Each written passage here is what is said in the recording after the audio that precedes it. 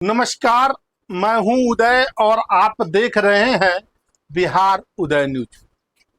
देखिए दोस्तों, आज हम इस वीडियो में बात करने वाले हैं नल जल अनुरक्षक भूमिदाता को लेकर।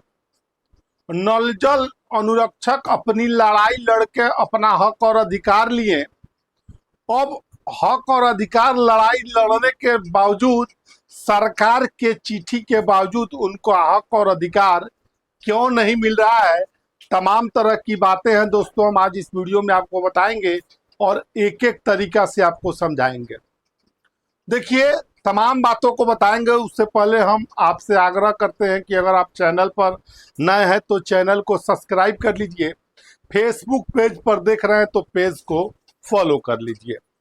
देखिए, नल जल माननीय मुख्यमंत्री यानी पूर्व मुख्यमंत्री नीतीश कुमार का ड्रीम प्रोजेक्ट, नीतीश कुमार की ड्रीम प्रोजेक्ट नल जल योजना थी।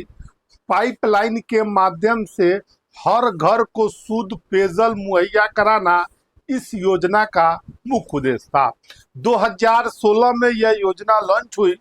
बड़ी अच्छी योजना थी, योजना लगी भी, योजना का क्रियान्वयन भी हुआ और बाद में आरोप लगा कि वार्ड क्रियान्वयन प्रबंधन समिति इस योजना को अच्छी तरह से संचालित नहीं कर रही है और तमाम तरह की शिकायतों के बाद उस योजना को पीआरडी यानी पंचायती राज विभाग से लेकर और पीएचडी विभाग यानी लोक अभियंत्रण स्वास्थ्य विभाग में ट्रांसफर कर दिया गया।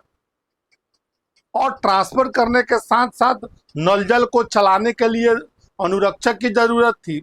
और जब नल जल लगा तो जो अनुरक्षक थे उस समय उन्होंने अपना बेशकीमती जमीन देकर माननीय मुख्यमंत्री की योजना को धरातल पर उतारने का काम किया और साल भर बगैर किसी बंदी के नल को संचालित कर रहे हैं, लोगों को पानी पिलाते रहे। इसमें दो तरह के अनुरक्षक हो गए, एक निजी जमींदाता जो भूमि दिए थे नल जल को लगाने के लिए, दूसरे तरफ उनको सरकार अनुरक्षक नहीं मान रही थी, भूमिदाता को वार्ड सदस्य को ही अनुरक्षक मान रही थी। अब इसको लेकर लंबी लड़ाई लड़ना शुरू किया।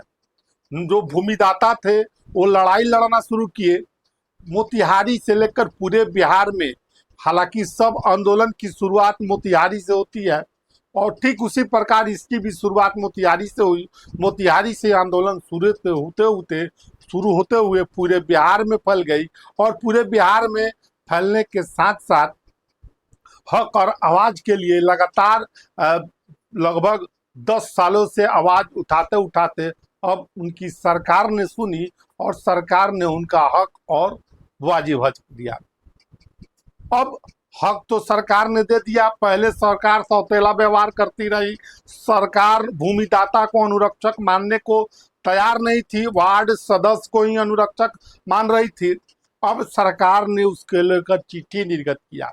उस चिट्ठी में कहा गया कि 1000 के स्टाम्प पेपर पर एकरारनामा करना होगा कि नल जल को सुचारू रूप से चलाएंगे और उसके बदले पंचायती राज विभाग से उनको हर महीने आकस्मिक मद से 2000 रुपए दिए जाएंगे और जो 1000 रुपए का स्टाम्प पेपर का जो खर्चा लगेगा वो भी खर्चा पंचायती राज के आकस्मिक मद से दिए जाएंगे।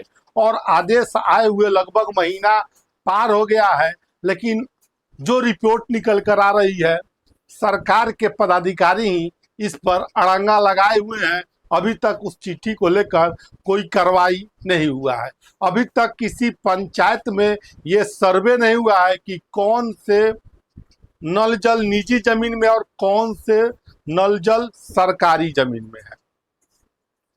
अब सरकार का चिट्ठी है कि इसको करना है, तो आखिर चिट्ठी जब निर्गत हो गया, 1 महीने से ज्यादा हो गया, तो अभी तक इस पर सुनवाई क्यों नहीं, ये बड़ा सवाल है। क्या जो अधिकारी लोग बैठे हैं वो सरकार की बातों को नहीं मान रहे हैं या सरकार की चिट्ठी की अवहेलना कर रहे हैं? अब इसको लेकर भी आवाज मुखर होने लगी है। अब एकत्र होने लगे हैं फिर से जो नल जल भूमिदाता अनुरक्षक है। जो खबरें निकल कर आ रही है ऑफलाइन बहुत सारे जब अनुरक्षकों से हमारी बात हुई, भूमिदाता अनुरक्षकों से, तो उन्होंने कह रहे हैं कि सरकार हम लोगों को धोखे में रख रही है, हमारा हक और जो हमारा हक है, जो हमारा अधिकार है, वो हमको नहीं दे रही है। अब इसको लेकर फिर से आंदोलन करने की तैयारी में है। हो सकता है आने वाले समय में फिर से नल जल जो समस्या थी वो फिर से देखना बंद। बीच में उन लोगों ने ऐलान किया था कि नल जल बंद करना है। अगर नल जल बंद होता है तो इसका दोषी कौन? या सरकार में बैठे अधिकारी, या नल जल अनुरक्षक जिन्होंने अपना जमीन दिया और नल जल चलाने का काम किया, वो दोषी है? कौन दोषी है? ये तो सरकार को तय करना है। बहरहाल हमने बताया है नल जल को लेकर भूमिदाता अनुरक्षक मांग के बावजूद भी उनका अधिकार और हक नहीं मिल रहा है।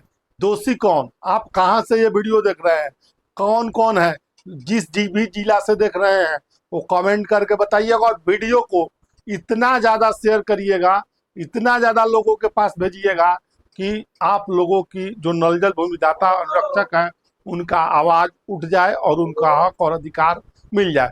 बहरहाल आप क्या सोचते हैं इस वीडियो के बारे में? अपनी राय कमेंट बॉक्स में जरूर दीजिएगा। ऐसे ही तमाम अपडेट के लिए बने रहे बिहार उदय न्यूज के साथ। बहुत बहुत धन्यवाद।